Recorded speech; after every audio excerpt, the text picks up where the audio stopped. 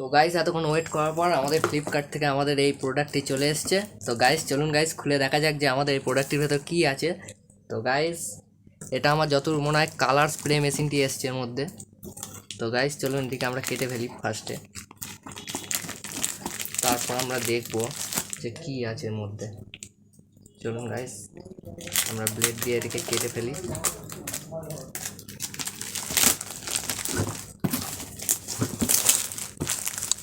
তো গাইস আমাদের ফ্লিপকার্টে অর্ডারটি চলে এসছে, এটি হলো তার বিল। তো গাইস বিলে আপনারা দেখে নিতে পারবেন কত টাকা দাম। তো গাইস চলুন এবার এটিকে খোলা যাক। তো গাইস প্রথমে খোলার জন্য আমরা একটু সিনেমাটিক স্টাইলে খুলব। প্রথমে এরকম, কিন্তু খুলছে না, দাও খুললো, এদিক খুলবে। এইভাবে গাইস খোলা হয়ে গেছে আমাদের এই মেশিনটি। তো গাইস এবার মেশিনটি আমাদের বেরোবে এর ভেতর থেকে। প্রথমে আমাদের একটি কাপ দিয়েছে, তো ঠিক আছে গাইস কাপ থাক।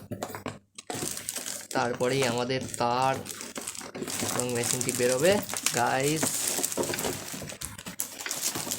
এই যে গাইস আমাদের মেশিনটি চলে এসছে বাইরে।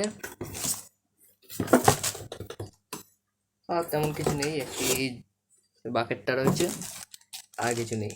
আর ইউজার ম্যানুয়াল, কোনো কিছু দরকার নেই আমাদের।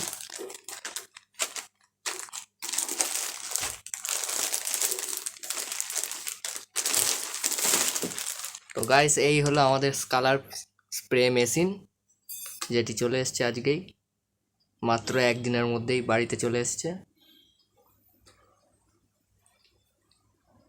গাইস আর একখানা জিনিসও এসছে আমাদের এর সাথে। এই দেখুন এই ধরনের নজেল, একটি ওয়াশার, একটি নজেল। এই দেখুন এরকম তিনটি জিনিস এসছে আমাদের এর মধ্যে। তো এই হলো সেই মেশিনটা।